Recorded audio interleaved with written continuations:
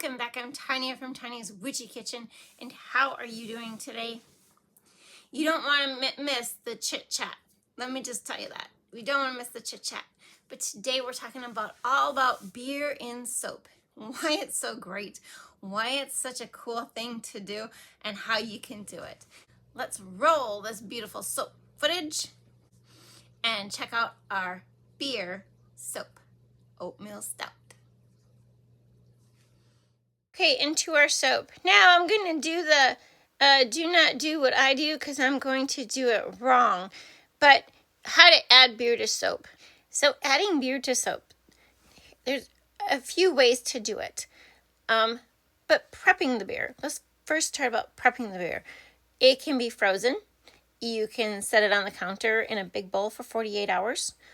You can boil it for 10 to 15 minutes. Or you can do what I do and just use whatever beer you have in the house. Now, they say you don't want to add it with all the alcohol in it because it could cause a violent reaction or overflowing.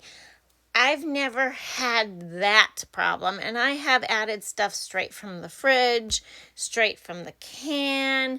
I just end up sometimes with odd, chunky soap, right?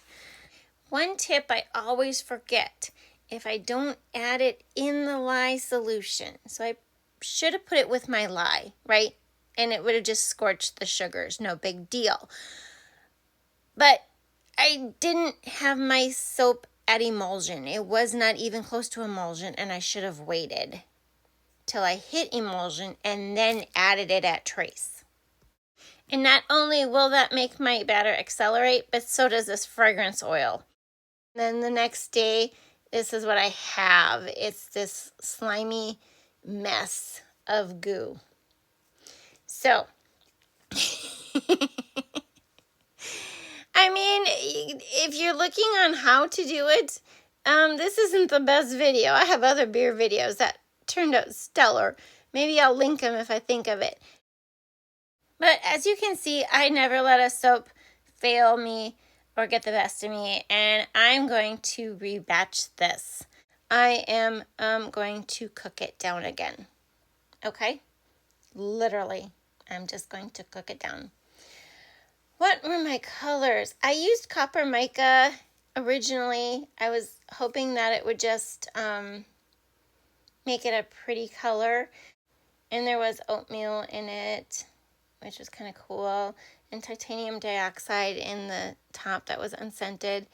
But now we're going to cook it and mix it all together so it won't matter. What I'm doing is I'm adding an ounce of coconut oil. And you're like, why? Because of the liquid that was coming off. It wasn't fragrance oil, and I was worried it was oil. And so if I lost some of that oil, I didn't want to lose, per se, my super fat ratio. So I just added another extra ounce of coconut oil.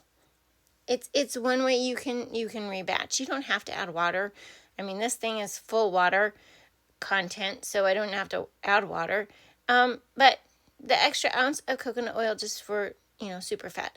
And it doesn't take long to cook down at all. And if you're wondering, I did add extra fragrance oil to cover the unscented part that was supposed to be white on top. And so we're going to just plop it back in the mold.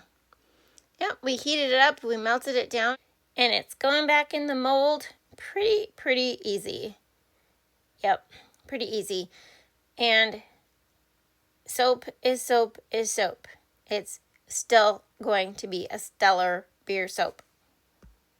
My gosh, is this going with the second one? Yeah, isn't the last video was the too much water? No, it's too much beer.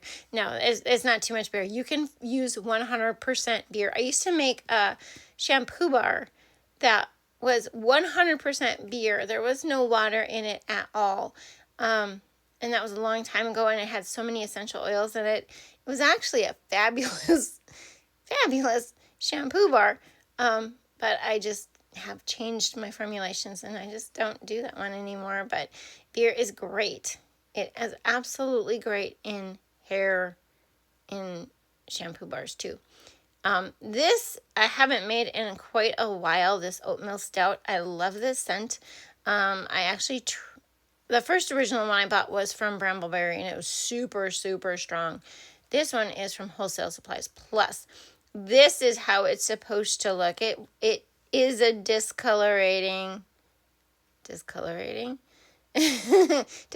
fragrance oil. Ta-da! You'll see that from the middle of the bar. I guess I'm not going to show you. I have got to do something different with this cutting because you don't see anything. You just see the top cut. Right? But can you see on the side there how light it is in the middle?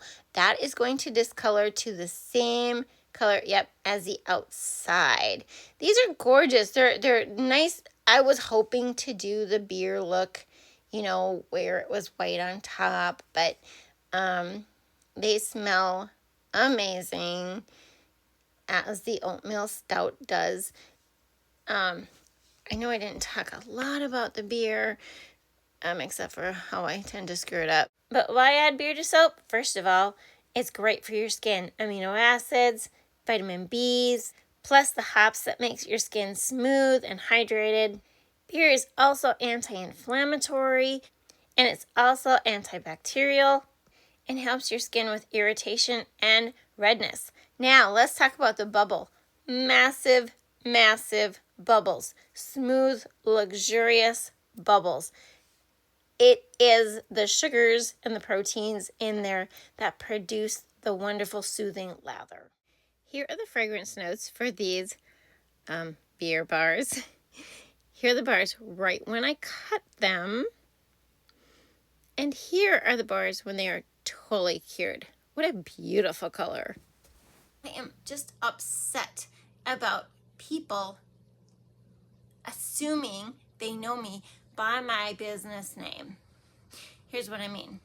What do you think of the name Tanya's Witchy Kitchen? What do you think of when you hear Tanya's Witchy Kitchen? Nobody, just ignore the washing machine, guys. Nobody associates my business name with soap. Nobody associates my business name with body products. Nobody associates my business name as anything other than some demonic thing. I kid you not. I have been pushed out of vendor shows because of my name, because I'm not Christian enough. How do you judge me on a name? Like, seriously. I don't have broomsticks and bats and cauldrons and potions and all this stuff on my products, on my website. It's a very bright, colorful thing.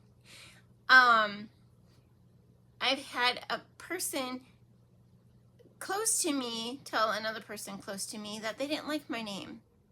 You know, A to Z Crafts and Antiques, that's where I sell my products, storefront little thing.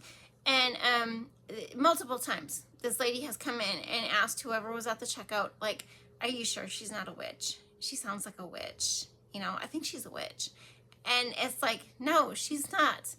And I'm just kind of frustrated. And if you know the backstory, so the backstory was when I first started doing things in my kitchen, my husband would come home and say, so what are you brewing today? And one day my daughter was there and she thought it was so funny. And she's like, that's what you should call yourself, Tanya's Witchy Kitchen. And it stuck. But now I'm at the point where if I want to be seen and heard a little more, because it's important for everybody to be seen and heard, I need to change the name. And I am slowly starting the rebranding process on that. And it's been on my mind for at least the last year or two. And I just didn't want to do the work. But I started researching, how hard is this going to be? So if you just subscribe today, my new name, when it is implemented, will flow through. So if you subscribe to Tanya's Witchy Kitchen, you will still get notifications for Tanya's Witchy Kitchen when it has a new name. There's all these things to it. Facebook, I think, same way. So if you do all the things. Instagram, I think, same way. I'm not sure on that one. I'm really new to that. I'm not new to it, but I'm new to it posting, so, but whatever. But that's my news for today. So It's a little scary. It's a little intimidating. It's going to pull me out of my comfort zone, but it's a challenge that I am finally willing to accept. So, 3 things to take with you. Be kind, be forgiving, and be you.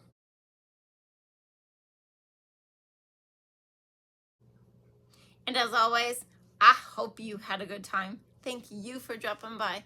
I will hopefully see you next time. God bless.